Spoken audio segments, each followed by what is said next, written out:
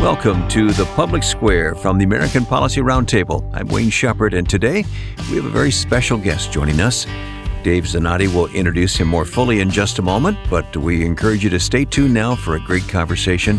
Our team is around the table listening. First, Dave will introduce our guest, and then the team will have some questions later on. So let's get started. Dave? Gabe Lyons, it has been a long-held goal of mine to introduce you personally to the audience of the Public Square, and it's such a delight and such a good day. You and I have known each other now in Franklin, Tennessee for over a decade. I have been watching, observing, praying, and we have been supporting the work of THINQ, and that's THINQ is the word, THINQ.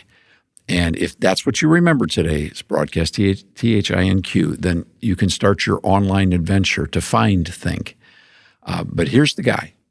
So Gabe and Rebecca Lyons started this work when, where? Tell us the story.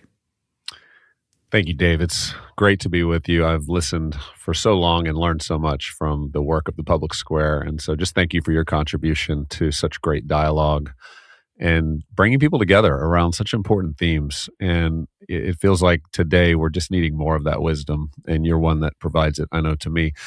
Early on for me, God really burdened my heart for my generation, and I was in my 20s, so we're talking like 25 years ago, that I sensed that my generation at that young age was really walking away from faith and religion and not that interested at all in what Christian ideas might contribute to the world. And it was during that season where Rebecca and I's firstborn child, Cade, came into the world, and Cade was born with Down syndrome. And it was a remarkable way that God used something that was not on our list of things we were expecting in life or in parenting to completely jolt us into a new reality and bigger questions about our life and what was our life going to be for, what was it going to be given to, what were some of the injustices happening maybe in the public square. And for us specifically, it became obvious that a discussion around Down syndrome, around genetically different individuals being treated differently in our world today and what that future might look like for them was going to require some deeper work and some better thinking about how the Christian worldview should show up in the public square. And that became a genesis for a journey for me that led me down the path of Francis Schaeffer, Chuck Colson, many others who've worked long before I picked up a book to read their work on what worldview looked like in a changing society.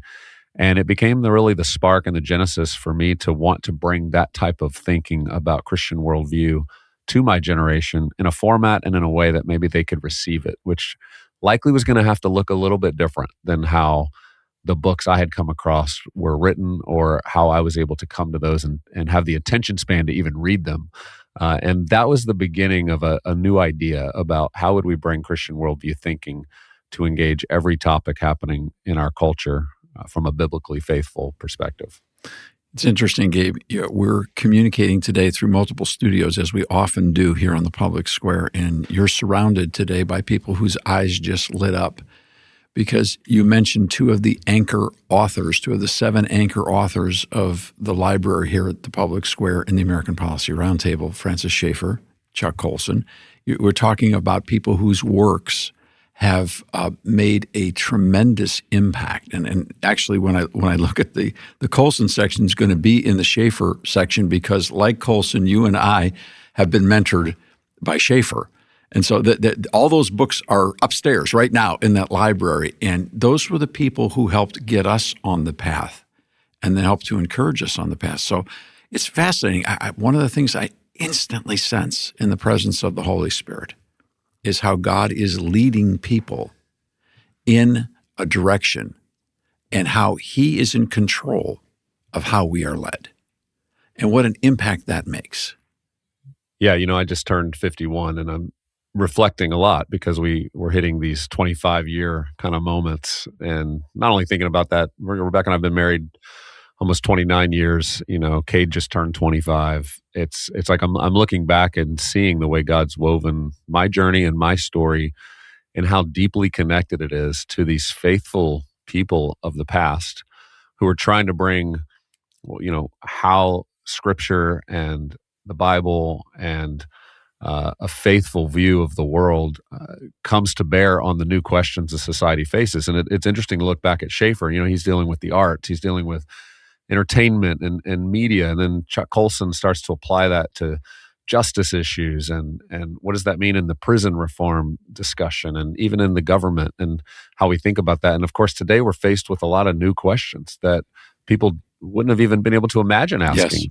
25 years ago, whether it's about AI and technology or gender and LGBTQ and identity and so many questions. And so it does feel like, God's always showing up, helping. And this is the thing I loved about how Chuck Colson framed it, which was so inspiring to me, that, the Christian view of the world helps answer all of humanity's age-old questions better than any other worldview can. And so if we can just do the work to help people come and see that, because I realize a lot of Christians just don't have access to some of these resources. They're maybe not hearing it as frequently, or it's not really getting disciplined into the way that they reflect on how their faith applies to life. That if we can provide that in simpler ways, then like me, people will awaken and realize we have a real role to play in the world, and it's going to be how we apply our faith to the questions the world's asking, because we have better answers. So there's a stewardship responsibility to get those answers on full display so the world can grapple with those as it's seeking where is the wisdom to be found in these deeper questions about human flourishing. We again, around the room, I'm looking at light in eyes. I told you, this guy's really good. I told you. Gabe, so much of what happens in the upbringing of our kids and grandkids is they're, in essence, out there in a sea, and the storm is raging with people trying to convince them of how to act and how to think and how to live. And so many of the ideas that Chuck Colson, Francis Schaeffer, C.S. Lewis, G.K. Chesterton, so many have advocated in regards to biblical worldview get lost in that storm of resistance, of politics, of culture, of whether you go to this concert or that concert, or whether you like this influencer or that influencer, or whether you participate in this practice or you don't. One of the things I love about the ministry that you and Rebecca have established is before we get to all that external stuff, you ask people to consider how to think about these things. In other words, do I think simply as a reaction to the culture around me, whether that's religious or non-religious, or do I seek ideas first, and how do I know? I mean, you guys are in the truth-telling business. Am I getting that right? That's right. Yeah. I mean, I think we have to have frameworks to come to understand God's wisdom and how that wisdom would apply to today's questions. And for us, it all goes back to the foundational source of theology and Scripture. And what do we learn that's revealed by God to us through Scripture? And even though we could learn from church fathers and people throughout the ages who've dealt with some of these types of questions and principle, and how do we apply that to today? So even with our work with THINQ, Dave, as you know, I mean, the THINQ, it's a funny spelling. You might go, wow, you guys are helping people think and you can't even spell? Well, or you're helping me think about spelling, one or the other. Yeah. Yeah. But the letters actually stand for something, that they're a simple rubric and a way for people to realize whatever question that's going to confront me. And I don't know what the questions are going to be 5 years from now. I don't know that any of us can imagine how we're going to have to apply Christian morality and Christian thinking to the questions of the day. But if I can remember this simple framework, I know I can go to work trying to provide the right perspective. So the T stands for theology. It's starting with God's word. What's God's view of this matter? Where has it been spoken about in Scripture, both literally or principally, morally? And then how would that apply to this question that the culture is asking? The H stands for history. So what's the history of events that have led to this? Maybe the history of ideas. We know there's not a lot of new ideas under the sun. So where can we track this idea to, even if it's being used with a different word today? And then the I stands for inquiry, which is really this posture towards curiosity. How to think well. We do have to listen to people who we might disagree with, or who are experts on a topic that perhaps aren't coming at it from a Christian worldview perspective, but they certainly have something to contribute to it. So I want to learn from those sources. The N then deals with how we interact with others around ideas and its nuance. And I always want to be careful with the word nuance, because we're not suggesting we should be nuanced in our conviction or beliefs, but we should have nuance and sensitivity to how we communicate those as we're persuading people to consider the deeper wisdom, the deeper truth. We must meet them where they're at and learn how to articulate these ideas and draw them towards this truth that's going to resonate deeply within their heart. And then the Q finally stands for questions. We believe when you think through this framework, you reach a better question than the world's asking about a particular topic, which then leads to great conversations that lead people to wisdom. So that THINQ framework shows up in everything we do, all of the talks that we host online, the events that we host, the conversations we're having, the ways we're trying to equip parents, leaders, teachers, professors to educate people that are within their care on how to think well about culture. When we come back, I want to get to something and stick with us on this program, because we're going to be talking about how we have a combined, coordinated effort with THINQ at APR and TPS at the Public Square on the celebration of the 4th of July. So we're going to get a living example of how to think well and to participate in that process as it relates to America. We'll get to that in just a second. But when we come back, Gabe, I want to ask you a little bit more about what a day in your life, a week in your life, a quarter of your year, what do you thinkers do? We'll get right back to it. Well, that's got my attention, and we will be right back on the Public Square. You'll find this entire conversation archived online at thepublicsquare.com. You can also join our podcast. Subscribe to us if you would. You'll find us on all the podcast apps and on YouTube at youtube.com. More with Gabe Lyons coming up on the Public Square.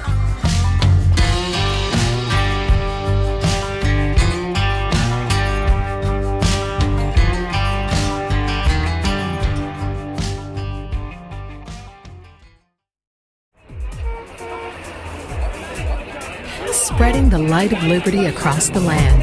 Now back to the Public Square.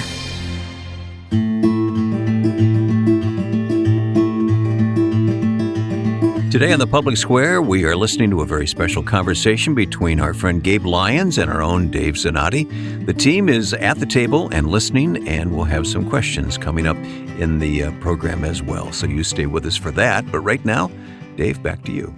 Gabe Lyons, thanks again for joining us on the Public Square and talking to us about THINQ. This could go on for days, and this is one of the dangers. There's just not enough time in his book and my book to do the things we really want to do. I would love to have 4-hour sessions to play golf with Gabe, to be able to just talk for 4 hours and not even bother to keep score. It's really difficult, and so the time we have together is priceless to me. And Gabe, one of the things I want people to help bring them along is now everybody's kind of got the bona fides are checked. Okay, we learned a lot about this gentleman and his wife and his family in about 12 minutes.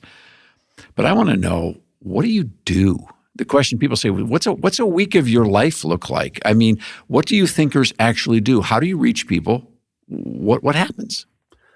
Yeah, well, thank you, Dave. I think for all of us, finding that time to actually think is lessening. And so, I know even in my own life and calendar as a person trying to lead this organization, I'm having to be so diligent to carve out my own time for learning, for listening to others and their ideas and thoughts, for reading, for journaling and reflecting and understanding how those ideas might play out. But it gets very practical for us at THINQ, because this isn't just a think tank. We're not just a place that's discussing ideas. We're really trying to help frontline people like your listeners today know how to influence the thinking of others. So part of our mission is to raise up 1 million thought leaders that influence 100 million people. And we're 3 years into that 10-year vision we've been working on here in this decade. And our mission on that is to help everybody understand that you are a thought leader. This isn't just something that happens as an academic enterprise or with people that sit in institutions and have time all day to read books and think. No, you are influencing the thinking of the people around you. If you're a parent, you're influencing the way your children, your teenagers are thinking about the world. If you're a teacher, same thing. Even as a college student, you're influencing the way your friends are thinking. And there's probably not anything more important you could be considering as to how am I leading people towards God's wisdom for this moment, for the questions they're asking. So we're both trying to empower those leaders and educate them on the topics, the issues, and then give them the tools to go lead those conversations. So around here, we say, look, our mission is to help you create conversations that lead to wisdom. And you can use all of our online resources. They're free. They're available at thinkmedia.com. We have over 2,000 9-minute and 18-minute talks. They're short, TED-style talks, so they're quick and easy. People Hang on, like can parents, you say that again one more time? Because I think people are going, he said what? 2,000? Yeah. We have, again, over 20 years of hosting conferences, events, summits, interviews, conversations. We've been able to curate over 2,000 9 and 18-minute segments of talks that are framed by topic, by cultural issue, by a frame that would allow you as a parent or a teacher to say, hey, I'm wanting to have a conversation about mental health today with my students, or hey, my children are really confused about this whole gender dysphoria conversation, and I want to be the first one to talk to them about it. Or I've noticed my college students getting into sports gambling right now. What do Christians think about this? And when you go to thinkmedia.com, you can search up that topic, you can find a talk, and not only will you be able to watch a 9-minute conversation on your smart TV in your living room, or in your classroom as a teacher, but we also have questions that we give you as the person creating the conversation that you can ask to provoke a great dialogue so that we get people thinking together, talking, discussing, learning how to think again. And so those are just some of the ways our resources show up. And then practically what's happening is, like, for example, this fall, we're launching Think Clubs on high school campuses, college campuses. These are student-led clubs that are allowing a student to bring together their peers and to be the leader of that conversation. We know this next generation is so hungry for truth, but they're having a really hard time finding people who are going to be willing to speak the truth or give them a way to not just hear it and take it in, but to really discuss it. We believe Gen Z in particular wants to process these things. They don't want to just be told what to think. And so we're trying to create those kind of environments. We also, Dave, we do an annual summit called THINQ Summit. This is our 20th anniversary of that. That takes place October 1st through 3rd in Nashville. You've been a part of that. W.B. Allen has been a part of that, and many other voices I know we both love. And in that environment, over 2,000 leaders come together from all over the country and the world to meet one another, to learn about what are the conversations coming in the year ahead, and how can we be thinking well as Christians about those topics. Gabe, do you have to be invited to that, or can people find out how to get there? No, people can go to thinksummit.com, again with a Q, and they can learn all about this year's program. I think we probably have 60% of it sold out at this point, but we're 6 months out. There's still room for people who are interested in coming, and that's grown word of mouth. It started with just 400 of us gathering in Atlanta 20 years ago, and then every year that's just incrementally grown.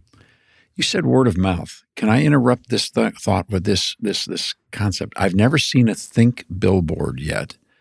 I've not seen Think ads across the different YouTube channels that I frequent. I've not seen a broadcast ad. I've not seen a Think or heard a Think ad in the iHeart Media Communications Network. Time out.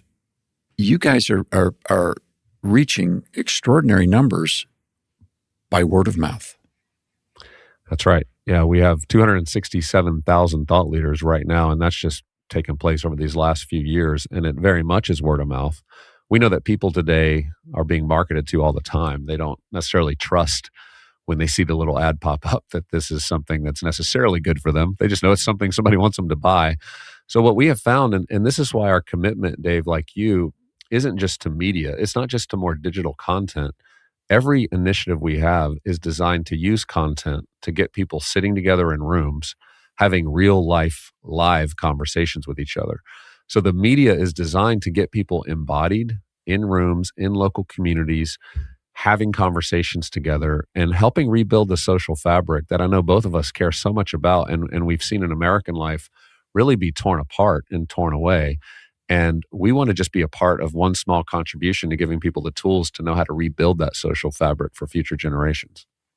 A lot of times people listen to our broadcast and they feel like they've gone to an opportunity in a wonderful, warm, hot spring resort where they come out feeling like refreshed, like, I'm not alone. There's other people who feel like I do, and it feels wonderful to have that sense of fellowship that I'm not alone. You can feel this emanating in the studios right now. I mean, you're just going to come across. It is wonderful for people who spend time together in the same mission. Now, I think I'm quite certain we work for the same boss. And I'm quite certain that the same things that we've been hearing about how to go about this, you've been hearing about how to go about this.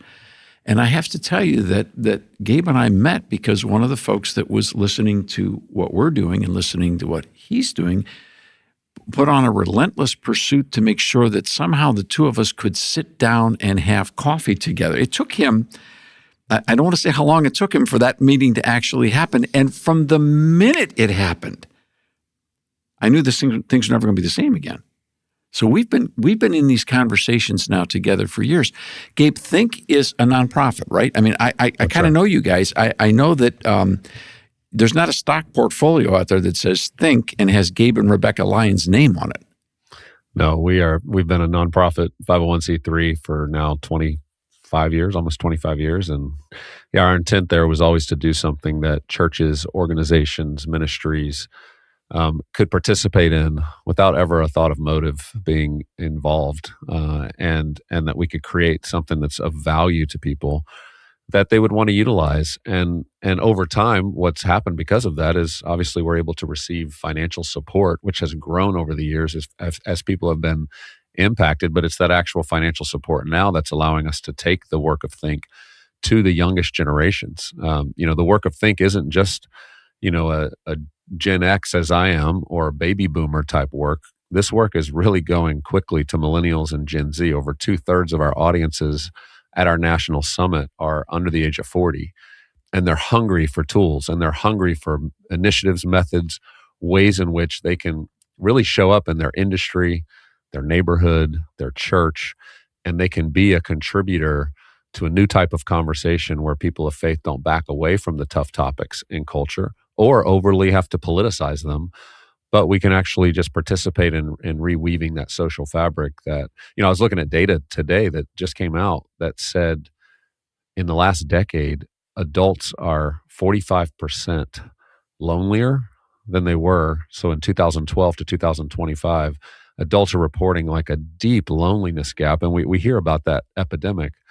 And a lot of it's coming from the fact that they don't have in-person interactions with their friends or neighbors. I think on average, a person's having 2 meaningful interactions a month in person with friends. Everything else is being mediated through screens.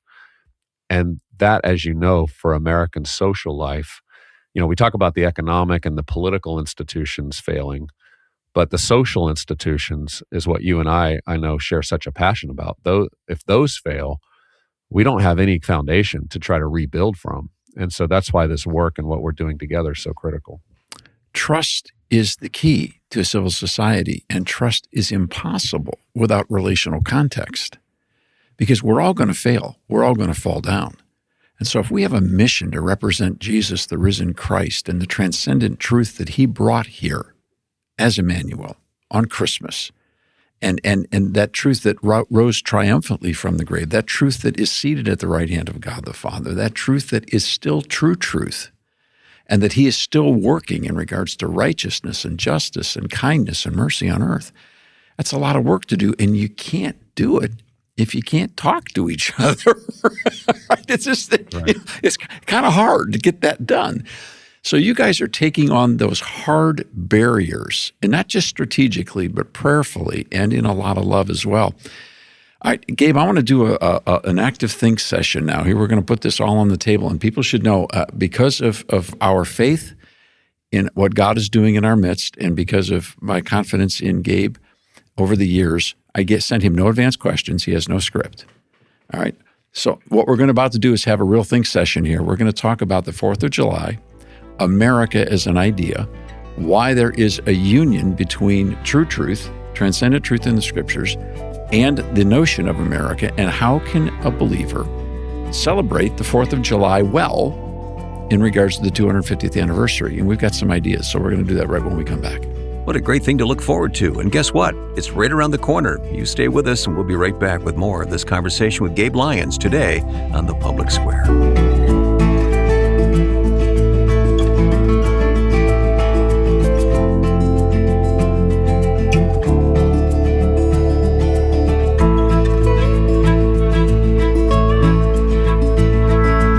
be right back for more on the Public Square.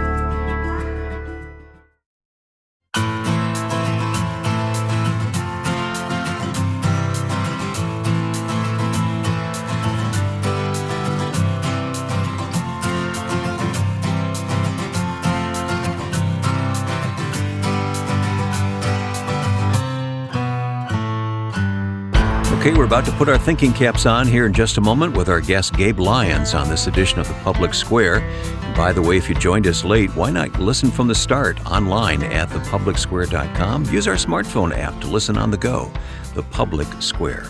All right, let's continue to learn from our guest today. And once again, here's Dave Zanotti. All right, so how do you boil all this down into an experience that people can take away and say, okay, I'm kind of interested. Just don't scare me. Don't freak me out. Just give me a taste. Give me a taste of because I'm not good in front of people. I don't like making presentations. I like listening. I mean, how do we go about this? Well, let's just say that we were going to talk on the subject of the 250th anniversary of America. What is America? Why does it matter? Particularly to a person of faith. Is there a connection, or are these two things separate?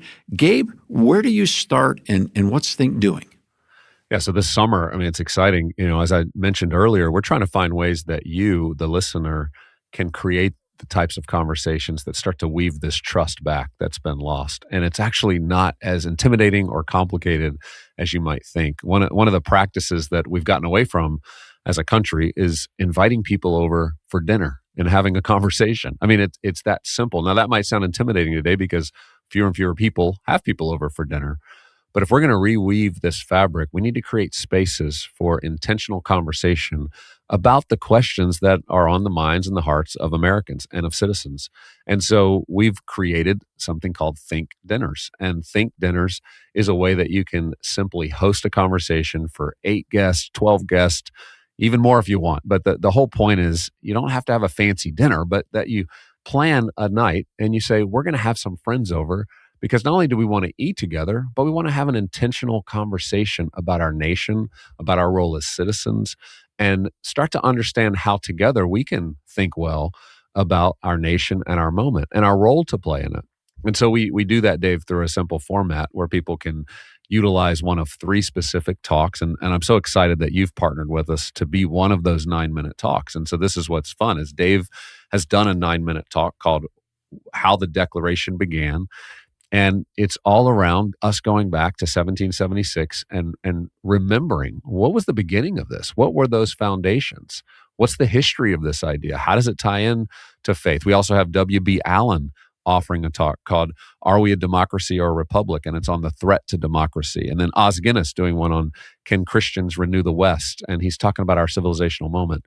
But the point is we give you 3 different talks. Pick one of them, whatever one interests you. And to all of your guests, you can have them listen to it on the way over to your house. You'll be able to easily text them a link, or you can watch it together that night. Just sit around in the living room and watch this 9-minute talk. And then we give you a guide of conversation questions, and you just get to tee up the conversation. We've modeled it, Dave, after the Jeffersonian-style dinners. Some people have maybe heard of those, maybe others haven't. But Thomas Jefferson is really known for, at the White House, at Monticello, he would bring together diverse groups of people to have dialogue around one topic. And so that's the point of the night, is create a circle around the table where you have one topic, one conversation, no side conversations. And it's around these big questions. And I'm telling you, we've been doing these for a long time. People go away from an evening like that feeling so inspired. The way you were just describing the sense in our studios of energy and excitement. And then sometimes you walk away and feel alone in that. This is your chance to start to find those friends that align with wanting to think deeper about our world, want to have dialogue that's spiritually rich, but also encourages us and what it means to be citizens in our nation. And our simple format at thinkdinners.com makes this so easy. It's free, it's available, and our tools are right there to help you do it. We even have a few chefs participating that have given some fun recipe ideas that make this a fun, simple way throughout this summer to create an intentional conversation that helps us at the 250th moment rebuild the social fabric that will be the foundation for how we can move forward into a healthy future. Now, is it available right now, Gabe? Is the content ready? It is. So thinkdinners.com, THINQ, dinners.com. If you go to that page, you'll see a simple description of how to do this. And you'll also have a very simple way to let us know you're interested. And then our team takes it from there. They send you everything you need via email, a PDF document that you can look at on your digital screen. You can print it out to guide questions. We just make it very turnkey because we know you don't have a lot of time. We know it can be a little intimidating to invite some friends over. I mean, but this can be a barbecue around the backyard. This doesn't have to be a formal, high-minded dinner table. This can be a conversation that you are just being intentional to create for your friends and community. So let's say that a person says, "Oh, that's great, but I have no friends, but I've got family. Can I bring my family together and do it?" Absolutely. I mean, again, this is what it means to be a thought leader. It's shaping the thinking of those in your care. So for some of us, that is our family. I mean, my family's growing to 8, almost 9. We're going to be grandparents soon. I mean, having a dinner conversation with just those 8 sitting around a table, young adults married to their spouses, to talk about these questions that they don't have a lot of places to talk about it, Dave. I mean, where are people having substantive conversations about what it means to be a citizen today? Or leveraging the resources that you've created, around the oration. And what an incredible, important book to help people just reflect back on how John Quincy Adams thought about this particular moment in society. And I think our hearts are hungry for it. Our minds are longing for it. But someone has to step up and say, I'm going to create the conversation. Maybe it feels awkward at first, but I'm just going to do it. I'm going to put it on the table and say, hey, let's have a real conversation around this July 4th moment about what it means to be an American citizen moving forward. And then there are going to be people who say, hey, excuse me, I go the other side of that one. The last thing I want to do is get my family together on this. But I've got this really wonderful group that I've been around as a small group or a Bible study group or a Sunday school group. Could I invite some of them over? Would it work there?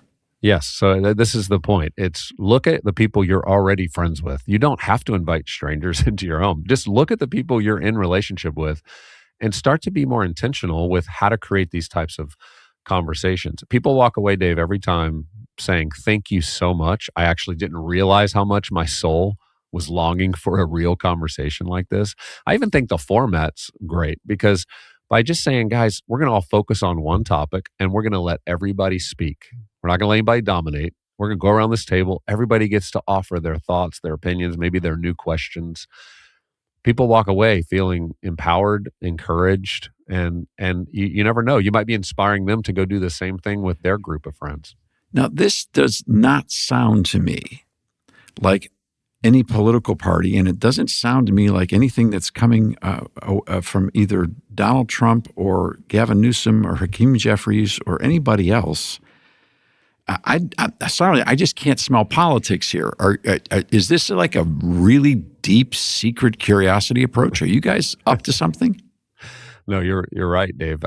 We've been very focused at THINQ of taking us back to root ideas and creating spaces where people who might have differing worldviews or opinions can come together and have just substantive, real conversations about it without a political agenda. And that's what people are longing for right now. And so, we don't think the greatest divide in the world right now is left and right. We actually think it's between those who understand freedom and those who are thinking more about control. Now, those are deep ideas, but we think in our communities, the more we can have some freedom conversations about what was God's design behind the rights of a human being, an individual, to experience the freedom he designed for them, we think that idea is going to be so foundational for how we navigate the future together. thinkdinners.com. That's how I get the THINQ, dinners with an S. .com is how I can get this information. Now, when we come back, we got a couple of more questions. I think people are starting to get warmed toward this. But like always, there's going to be the question if there might be another trap door in here somewhere. So I've got to ask another hard question. So Wayne, we're going to get to it when we come back. All right, I'm going to hold you to that promise, Dave. Some of you may be asking, where's the team today? Well, we're all right here. We're listening intently and even taking some notes as we go. So stay tuned. We will hear from the team before the program is over. This is The Public Square.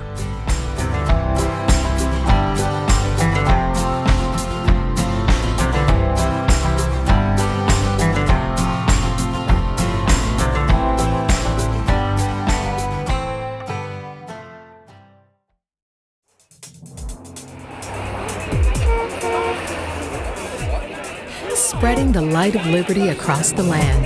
Now back to the public square.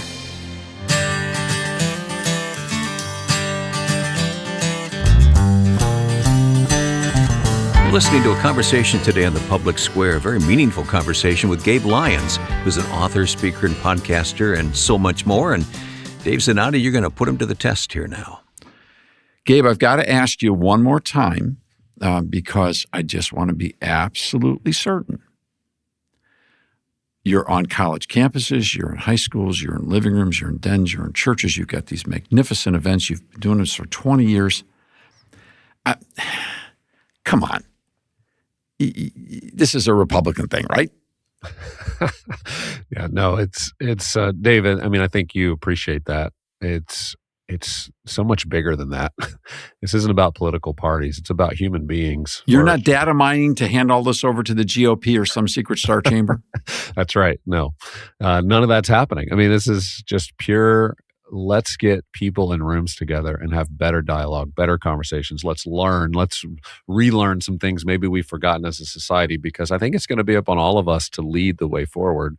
And I think we're all sensing. A lot of people around us are shrugging their shoulders going, I'm not sure where we're headed. I'm not sure where this whole experiment of America is going to go. And we just want to encourage the people listening. You are part of that solution. You are the ones who can not only weave the social fabric, but we're going to be the ones that have to rebuild. And so together, by just beginning dialogues centered on truth and God's wisdom, we're going to start to find our way back on what His design means for how we function together, how we live together, how we build together, and how we start to create a new future that we're going to have to imagine first and then lead into. Chuck Colson was fond of a statement. He said it to me on multiple occasions. He said it with passion. He said it on film. He said it when we interviewed on radio. He said it multiple. It was an inescapable conclusion. He would look, and the emphasis in his voice, I can see it, I can hear it, I can see his eyes when he would say, Christians of all people should be the best citizens. And it reminds me of the closing words in the book of Titus, where St. Paul says, we must teach our people how to do good deeds because there are urgent needs that must be met. Yeah. It's a loose paraphrase, but it's pretty darn close to the original language meaning. Right. And Chuck got that. And after all these years, are you finding that people become better citizens because of thinking better? Well, there's no question that giving enough time to just consider these deeper questions is crucial to the human life and to a flourishing human life. If we don't have time to stop and reflect, to even consider how are we being shaped? How are our minds being shaped? How are the ideas we're starting to absorb and live into, how are they playing out? Are they leading our families to better futures? Are they leading people towards wisdom and truth? And we can start to look around us, and I think all of us are looking around us, and we're realizing, hey, we've lost some wisdom. If we look back over the last couple of decades, we might have gained a lot of information through the internet and through access to now things like AI and ChatGPT and so many other ways in which information is, as you know, the data and the bits are doubling every 11 hours now. So it's not an information problem. What we have is a wisdom problem. And we only get to wisdom by going back to the ancient paths, by understanding what did God lay out and design for us as human beings about how we are to live. And I'm encouraged, Dave, to see how many people, even that would not claim to be Christian, are at least curious about that question again, are coming to the edge of a cliff here as a society and going, where do we go backwards to find what we're here for, what this is about? There's not a better time in the world than getting to do the work we get to do right now, to help people have tools to lead those conversations, because the hunger is deep in the heart of almost everybody I meet and come across, and they just need a path forward. All right, so this is a high wire act, though. I mean, yeah, I've been to enough events, and I think to myself, like, what happens when one goes bad? Like a person gets up and they start talking, and the next thing you know, they're down a rabbit hole, and it's like, whoa, we didn't see that coming. I mean, are there any stories? Well, I think, yes. I mean, you're right. Anytime you get individuals together and you open the door to say, hey, I want you to share what you're thinking. I want to share your opinions. I want you to share your ideas. You're going to hear some things that might be uncomfortable, that challenge the way you think, that press into your worldview in a way that you're like, that's not right. I think what we've tried to design is spaces to tell people, hey, instead of you thinking that in isolation, wouldn't it be better that you put that idea on the table in community with other people so that you're not just going crazy in isolation about your thoughts about the world, the future, about fears. But when we in community have spaces to talk about these things, all of a sudden people's fear starts to quell and they start to gain hope because they realize they're not alone. And hey, someone else was thinking something like that. And yet they might have a little bit of better information, maybe some better sources, maybe some better facts that help as a community people to discover, well, the thing you were so worried about, maybe you shouldn't be so worried about it. Or maybe the concern you have is a concern, but together we can be a part of solving that together versus ruminating about things and about fears, most of which will never come true, but make people become isolated and potentially go towards some extremes that don't help us rebuild together. And as you said earlier, trust is the basis for this. We only can build trust sitting together in rooms. And so we've got to create more spaces. Our churches used to be those spaces. Some churches are still doing a good job of that. But I can tell you, in the next generation, we're going to have to create more and more spaces where people are in circles together, having conversation, not just in rows where they're being talked to. And that's why things like dinners, THINQ clubs, so many of these types of initiatives are allowing people to get back to those types of conversations. The second foot on that high wire act is the idea that we have two word-of-mouth based ministries that have been around together for combined now almost 70 years with you guys and us guys. And we're working together without a contract. We're working together without any signed agreements and arrangements, cross-board directorates, boundaries, and all that stuff, reminding me of the truth that nothing should separate the church. Nothing should divide believers except the Word of God, which is living and active and cuts between the nonsense and the reality. Other than that, I hear people say all the time, why don't Christians work together more? I have to tell you, there's not enough hours in a day for me to want to work as much as we could work with you guys. And I want people to understand that if you fail, we fail.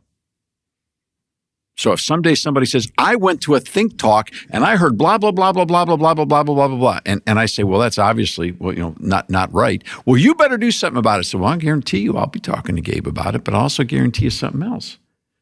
Just because we're talking together in communion is nothing more than the recognition that he's not the holy man. Rebecca's not the holy woman.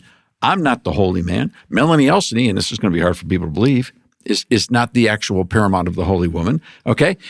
We are all... We're going to get some letters on that. Yeah, we're going to get some letters on that. We are all sinners who fall down. One thing we promise to do by the grace of God is to get up because we've missed the mark. We were born missed and missing that mark. Our goal is to keep lifting our eyes to consider Jesus, to put our thoughts and our minds on Jesus. And that's what we're trying to do. So I want to say this loudly and clearly because people are not used to hearing this. It is a delight to work with THINQ.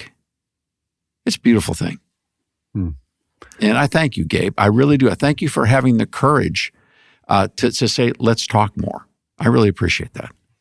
Thank you, Dave. And I say again, as we open the show, the Public Square has been a huge influence on my thinking. And so as you've been faithful to your work, it's generated me to go deeper in how I think and what we lead with THINQ. So I just want to thank you for your faithfulness for so many years to just continue forward on the path you're on. Well, when we come back, we're going to go rapid fire round. And Alan, I'm going to actually let you set the rapid fire round with a question now that we'll answer after the break. So Alan Duncan, executive producer, the studio's full, there's harmony. And now go ahead and blow a hole in the whole thing, Alan. Well, rapid fire, Gabe. Here we go. We'll set the question up and then we'll take the break. Well, Gabe, we were talking a lot about ancient paths and ancient wisdom. And I thought I heard you mention earlier in the broadcast today the church fathers. And so for somebody who wanted to get started on reading the church fathers, where would you encourage them to begin? But we'll have to have the answer after the break. Give them time to think about it. Not much time because we are coming back in just a few seconds. This is The Public Square. For those of you who can't listen to the final segment because your station may cut away, you can hear the rest online at thepublicsquare.com with our smartphone app and at youtube.com, anywhere our podcast is found. The Public Square. All right. Gabe's answer to that and questions from the panel coming up on The Public Square.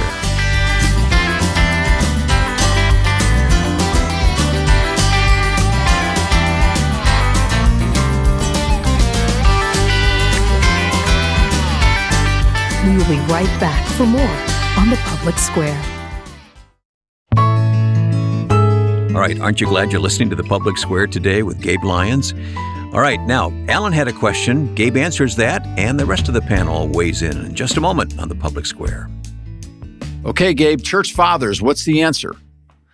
Well, wow, there's a lot to learn from. I mean, I think we have to start with City of God by Augustine. I mean, here's a work that I know it's deep, it's intense. Maybe there's some ways to read that's been synthesized to make it a little easier.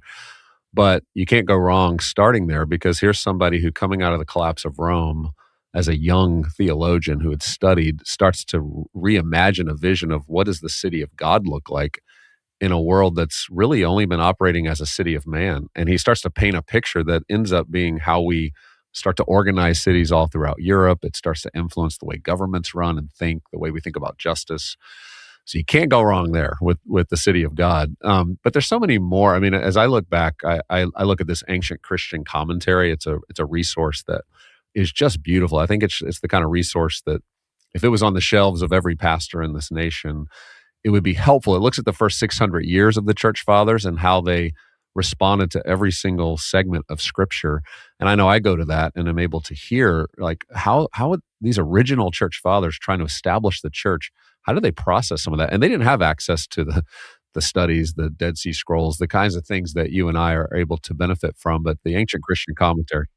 So I think, we have to, I'm a Protestant, but I look back to the Catholic fathers, obviously, as ones that we can learn from, and even before the Catholic fathers. Chuck Colson was really good for me on that day. I remember one time we were having a conversation and I had a lot of questions about, I was in my 20s and I'm saying, hey, Chuck, I mean, how do you think about just war theory and how should we think about the sexuality, revolution that's happening around the gay conversation? And these feel like new conversations. He said, Gabe, these are not new conversations. Every one of these conversations is old. You just need to read some old books. And he sent me back to the Catholic Social Compendium and said, a lot of social teaching has been worked through by wise church fathers throughout the ages. But obviously as Protestants, our history goes back maybe 400 or 500 years. If you don't look beyond that, you might miss a few things. And so I've just always found that instructive to realize there's probably very few new questions. There's just kind of a new wrinkle on how we're approaching it. And when we go back to that wisdom, it only helps us. As an evangelical Protestant, I claim the early church theologians, everybody from Ignatius or Irenaeus all the way to Augustine and Jerome, as my own, and not as anything unique to Roman Catholicism or orthodoxy. But the important point is that in many evangelical Protestant congregations, we don't even know that those guys existed. And we need to know who they were and how they interacted in their pagan world, the Roman Empire, and how they overcame. I think there's great value. So many, many thanks for bringing that up. I appreciate it. Melanie, I promised you question number 2. Fire away.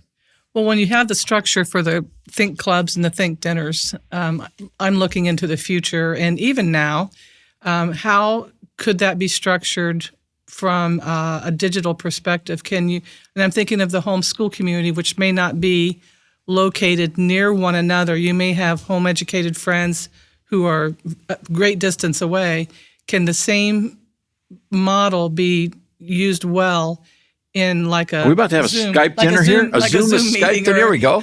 Great question. I got to hear the answer to that one. I think it's a plan B for what we're trying to do here. I think it works. Obviously, we know technology can help connect us. Certainly through our platform, people can watch a talk. They could get on a Zoom call together and have a conversation. So I'm all for that.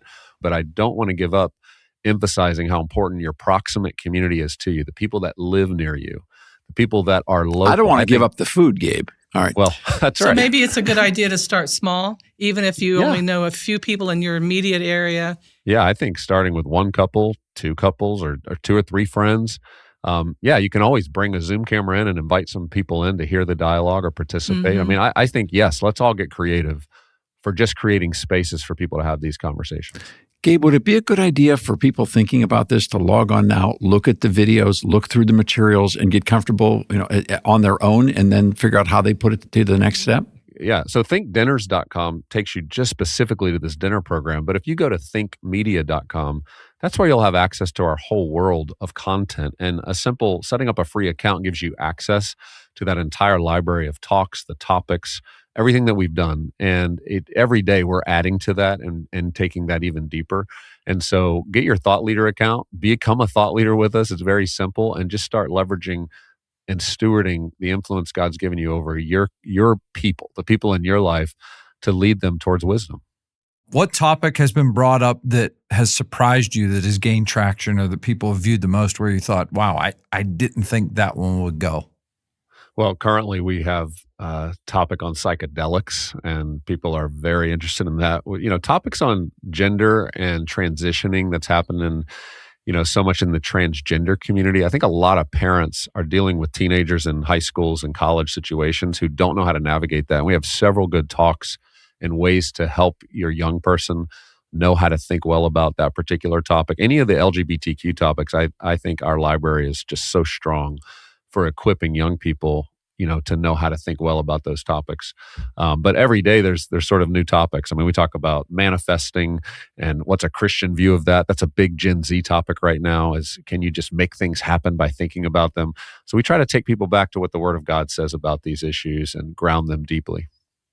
Gabe, why dinners about America? You've got so many other subjects you can talk about. I mean, you're contending that this Declaration of Independence celebration is important. Why? Well, like you, Dave, it's so foundational to seeing how our founders went back to the source, went back to what was God's vision for human flourishing. And the way they established it in this nation is just like no other. And I'm so concerned that our generation and the younger generations don't see it. They're not being equipped on it or educated on it. In fact, they're being told a lie about our past and our future. And so it's up to each of us to take back that responsibility, to educate them, to help them understand as a citizen of this nation what it's going to mean for them to not only live it out, but defend it, to advocate for the rights that God's given us as free-willed human beings, because I think that is going to become foundational to how we actually maintain and keep our freedom as we move into a future that, as we look to the future with the way technology is moving, with the way in which those who seem to have the economic power and influence, I'm not sure they share the same vision for what a human being is or what human flourishing ought to be. And so we need to get back to the dinner table. We need to start having the deep conversations with our families, and then start to take that out into the proximate people that God's put around us. Gabe, I would be delighted if you would take the last word for us in the last minute and just tell America anything that's on your heart. Yeah, I think as a nation, we have a really unique opportunity, and we're in a very unique moment where everything's at stake, and the ways in which we lead and guide ourselves, but then those that we have influence over, to not just put our head in the sand, but to recognize that freedom right now, true freedom, true individual human freedom and free will and our ability to act is at stake. And I think where our future is going, as I referenced a moment ago, with technology, with the surveillance state that's sort of being built around us, with the way in which the economy will be restructured, I believe, in the coming future, it is going to come back to us having a local resilience. And I believe that local resilience that's going to be required of us will start with trust. And I believe that trust will start sitting around dinner tables. And so that's why THINQ Dinners and this partnership with you, so that more of us start to get back to a habit that maybe we've lost. We will start to find it's not just about a dinner conversation about America. It's going to become a conversation about how we work together as neighbors and communities to be resilient and to offer a new vision for a future that I think the world will be desperate to see. But they're going to have to see it embodied by us first. And so this is going to give us that opportunity to realign, to get back on mission, to get back to foundational principles, and to start to embody that in our local lives so that our families and our neighbors and all of us can not only flourish ourselves, but can bring that hope to other people who might be struggling and flailing along as this new world starts to come into play. You've been listening to Gabe Lyons, founder of THINQ, along with his wife, Rebecca. All I can tell you is hit the rewind button and start over again. This program is worth listening to twice. Thank you, Gabe. Thank you, Dave. It's great to be with you. And we've made it easy to listen again. Online, thepublicsquare.com, smartphone app, The Public Square, YouTube, podcasts. You'll find this program everywhere you look. So thanks to Gabe Lyons and to our team here today on The Public Square. The Public Square is a broadcast service of the American Policy Roundtable.